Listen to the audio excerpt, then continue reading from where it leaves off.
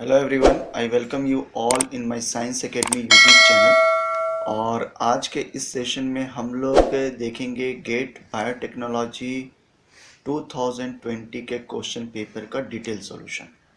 तो यहाँ पर मैं सिर्फ बायोटेक्नोलॉजी क्वेश्चन को ही डिस्कस करूँगा और कुछ केमिस्ट्री के क्वेश्चन को डिस्कस करूँगा। मैं यहाँ पर फिज़िक्स और मैथ्स के क्वेश्चन सॉल्व नहीं करूँगा, अदरवाइज वीडियो बहुत लंबा हो जाएगा। तो ये बीटी सेक्शन है बायोटेक्नोलॉजी। यहाँ पर फर्स्ट क्वेश्चन ये कह रहा है, protein P become functional upon phosphorylation of a serine residue replacing this serine with which result in a phosphomimic mutant of P.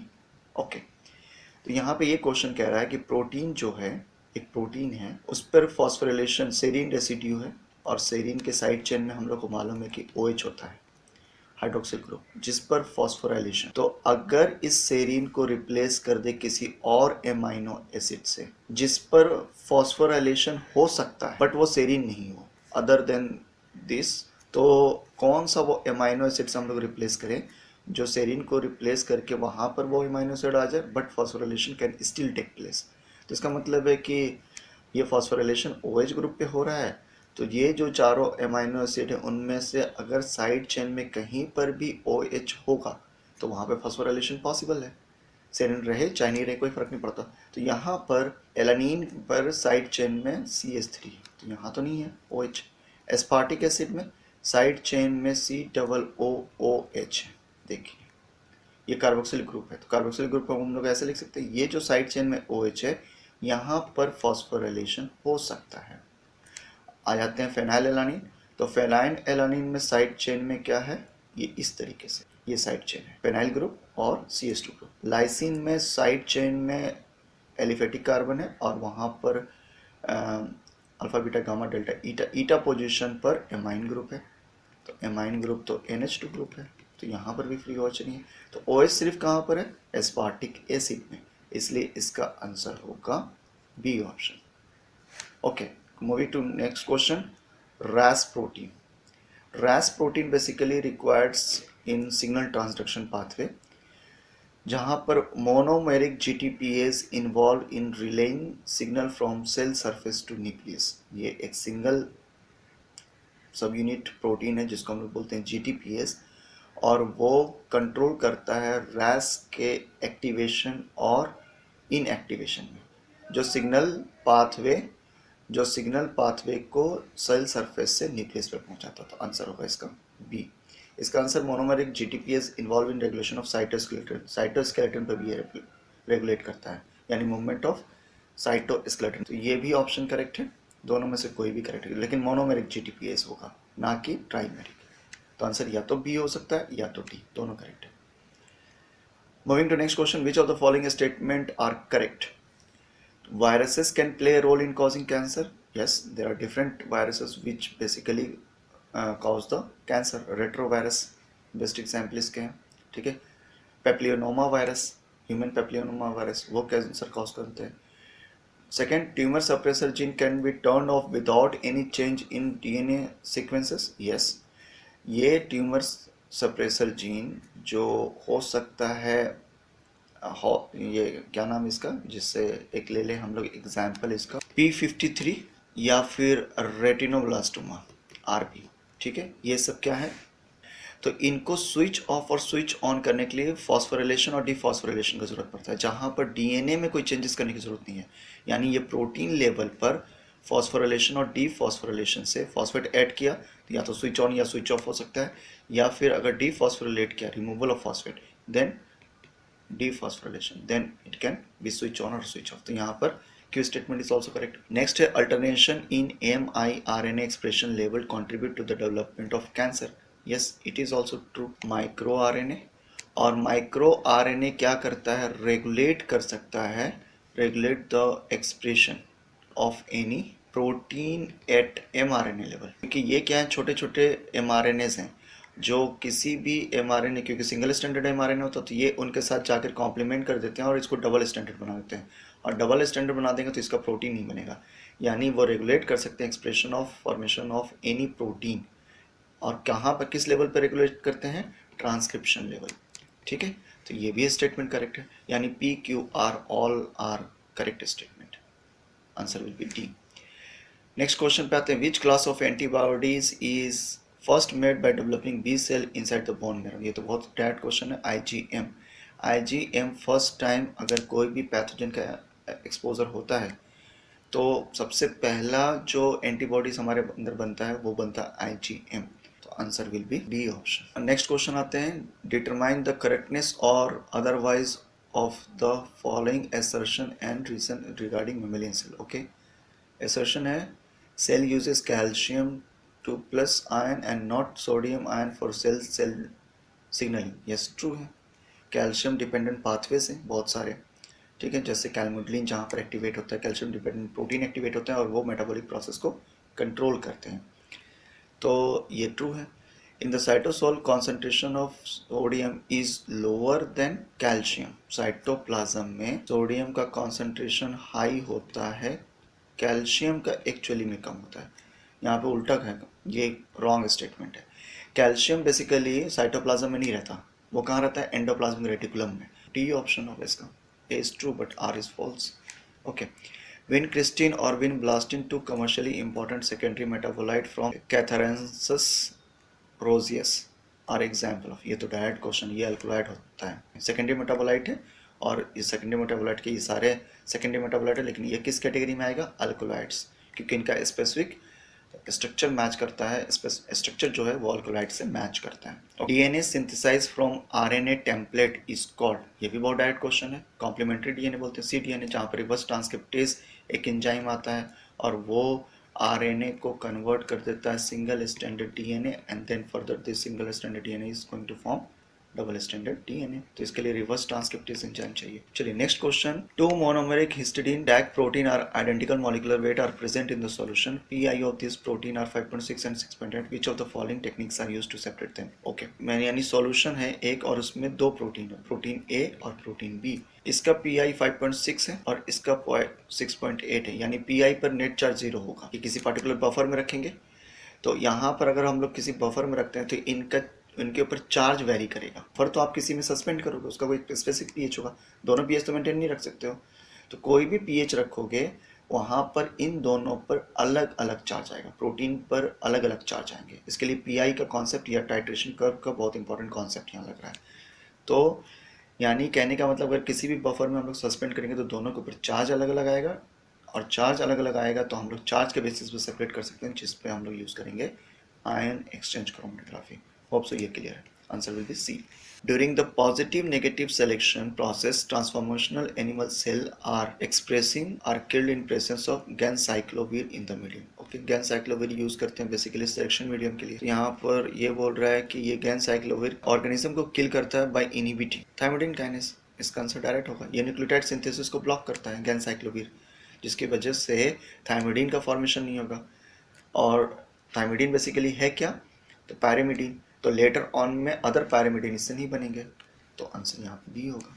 ये तो direct question. 10th question, a vector derived from which of the following viruses is used for high frequency genomic integration in of a transgene in animal cell. Adenovirus, adeno associated virus, lentivirus, herpes simplex virus. ये तो नहीं होगा। लेंटिवायरस, yes, lentivirus is a broad category of virus which basically here comes retrovirus, और retrovirus में हम लोग को मालूम है रिवर्स ट्रांसक्रिप्टेज और इंटीग्रेज और गैग जीन ये प्रेजेंट होता है उनके जीनोम में।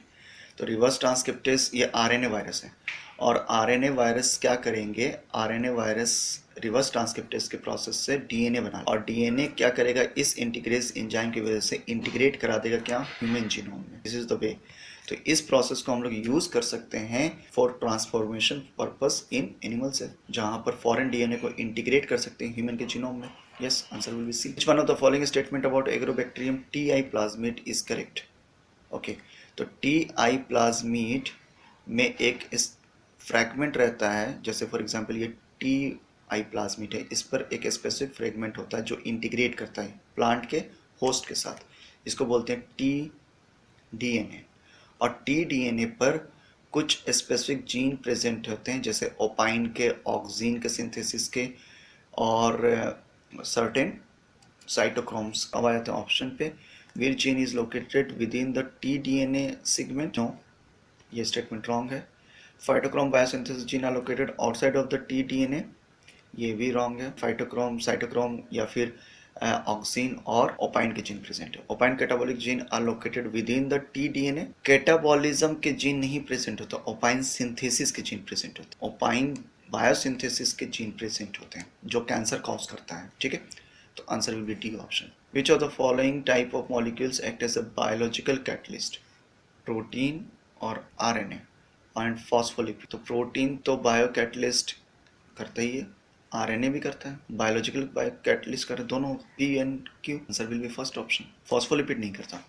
Okay, which of the following media component is used to maintain pH in cell culture? तो मेमेलियन सेल कल्चर में पीएच मेंटेन करने के लिए, जैसे ब्लड में हमारा मेमल है, हम लोग मेमल, तो हम लोग ब्लड में जो पीएच मेंटेन होता है उसके लिए कार्बोनेट बाइकार्बोनेट का कंपोनेंट इंपॉर्टेंट। तो देख लेते हैं इसमें, ये वाला कार्बोनेट कंपोनेंट है। Answer will be D. Which of the following are energy transducing membrane? Plasma membrane of bacteria, yes. Plasma membrane of bacteria में एनर्जी ट्रांसड्यूसिंग मेम्ब्रेन होगा। एनर्जी ट्रांसड्यूसिंग मेम्ब्रेन का मतलब यहाँ क्या है कि यहाँ पर एटीपी सिंथेसिस हो, और एटीपी सिंथेसिस के लिए इलेक्ट्रॉन ट्रांसपोर्ट चेन की जरूरत पड़ेगी। तो यहाँ पर एक एंजाइम प्रेजेंट होता है जिसका नाम है F0F1 कॉम्प्लेक्स। तो वो जहाँ पर भी प्रेजेंट हो, तो यहाँ पर inner membrane, plasma membrane of bacteria में प्रेजेंट होता है। इनर मेम्ब्रेन ऑफ क्लोरोप्लास्ट में नहीं, इनर मेम्ब्रेन ऑफ क्लोरोप्लास्ट की तरफ नहीं रहता है, ये माइटोकॉन्ड्रिया के एसोसिएशन से उल्टा है, आउटसाइड हो। इनर मेम्ब्रेन ऑफ माइटोकॉन्ड्रिया में प्रेजेंट होता है F0F1 कॉम्प्लेक्स, लेकिन यहाँ पर क्लोरोप्लास्ट में ये आउटर मेम्ब्रेन की तरफ होता है, ना कि इनर मेम्ब्रेन की। सेकंड क्यू वाला रॉन्ग है, पी एन आर करेक्ट है। अब ऑप्शन पे आ जाते हैं, second option is correct. Coming to next question, ये शायद 15 नंबर क्वेश्चन होगा। Amino acid sequence of cytochrome C and ribulose 5-phosphate epimerase from 40 organisms were chosen and phylogenetic tree were obtained for each of the two protein families. Okay, determine the correctness or otherwise the following assertion and reason. Assertion A, two tree will not be identical. Yes, it is true, क्योंकि दोनों tree अलग अलग हम लोग enzyme लेके कर रहे हैं। एक है साइटोक्रोम सी और दूसरा राइबोलोस 5-फॉस्फेट, तो दोनों आइडेंटिकल तो नहीं होगा, तो ये ट्रू है। The nature and the frequency of mutation in this two families are will be different, obviously, क्योंकि दो प्रोटीन है, दोनों में चेंजेस जो हो रहे हैं अमीनो एसिड में वो डिफरेंट होगा, रैंडमली होगा, कोई मैच नहीं होता, ये तो ट्रू है। यानी A and R both are true and R is a correct explanation of A. Yes, इसीलिए तो phylogenetic tree हम लोग क्रिएट कर रहे हैं। First option is correct. Next question, a microorganism isolated from the salt rich concentration of 2 mol lake was found to be possess diglycerol tetraether. Okay, diglycerol tetraether तो are की bacteria का characteristics, चलिए यहीं से पता चल रहा है। With poly isoprenoid alcohol side chain, okay, branch chain होंगे as a major lipid component the isolated organism. Archaebacteria, कोई सोचना ही नहीं है, बहुत डायरेक्ट क्वेश्चन, ये तो क्लास 12th का एनसीईआरटी से आया। Okay, question number 19, the elemental composition of dry biomass of yeast species is this much, the contribution of carbon to dry biomass is.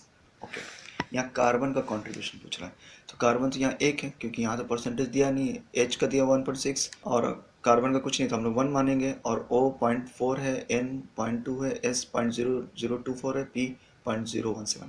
तो सिंपल इसको कैसे कैलकुलेट करेंगे, कार्बन का कॉन्ट्रीब्यूशन पूछ रहा है, तो इस वाले वैल्यू को हम लोग किससे मल्टीप्लाई करेंगे, मॉलिक्यूलर वेट से। यहाँ पर देखिए कार्बन का मॉलिक्यूलर वेट कितना होता है 12, और यहाँ पर 1 मानेंगे, तो इसको अब नीचे की तरफ पूरा ये बायोमास का कंपोजिशन उसके लिए लिख देंगे 12 × 1 प्लस हाइड्रोजन का कितना होता है bio molecular weight 1 × 1.6 plus oxygen के लिए कितना होता है 16 × 0.4 प्लस नाइट्रोजन के लिए होता है 14 और इसकी वैल्यू कितनी है 0.2 प्लस सल्फर का होता है 16 16 दूनी 32 32 × 0.0024 प्लस फॉस्फोरस का होता है 15 दूनी 30, तो 31 होगा इसका, और इसका 0.017। चलिए अब मल्टीप्लाई कर दीजिए और वैल्यू फाइंड आउट कर लीजिए।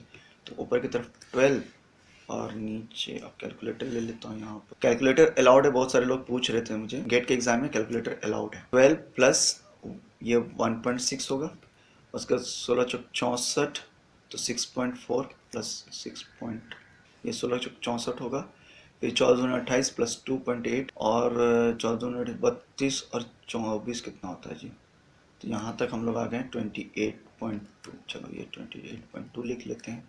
अब बाकी वाले को कर लेते हैं कैलकुलेशन। 32 इंटू 0.0024, तो ये आ रहा 0.08 ले लेते हैं। तो यहाँ पर प्लस 0.08। ओके, नेक्स्ट वाला क्या है? 31 इंटू 17, 31 इंटू 0.017, तो ये आ रहा 0.5। तो अब यहाँ पर सभी को ऐड कर देते हैं। 0.5 प्लस 22.8, ये आ रहा है नीचे की तरफ, यानी 12 डिवाइड बाई 23.4। ये वैल्यू कितना आएगा? 12 डिवाइड बाई 23.4, 0.5128 आ रहा है। अब यहाँ परसेंटेज पूछ रहा है तो इसको 100 से मल्टीप्लाई कर देंगे, यही आंसर होगा इसका। ठीक है, नेक्स्ट क्वेश्चन ये कह रहा है कि solvent A and B are completely immiscible. Okay, solute S is soluble in both of the solvent. 100 gram of S was added to a container which has 2 kg each of A and B. Solute 1.5 times more soluble in solvent A than B. The mixture of agitated thoroughly and the allowed equilibrium. Assuming that the solute is completely dissolved, the amount of solvent A phase is okay. यहाँ पर ये बोल रहा है कि solvent है, दो solvent है और दोनों एक दूसरे में इमिसिबल। इमिसिबल का मतलब दोनों एक दूसरे में डिजॉल्व नहीं होते। जैसे ये बी है और ये ए है, ये दोनों मिक्स होने के बाद छोड़ देंगे तो दोनों सेपरेट आउट हो जाएंगे। जैसे वाटर और फिनॉल कह सकते हैं, दोनों अलग अलग उनकी डेंसिटी है तो वो इम्पॉसिबल होंगे, नहीं मिलेंगे, एक पोलर और एक नॉन पोलर होगा। अब यहाँ पर आ रहे हैं सॉल्यूट दोनों में डिजॉल्व हो रहा है।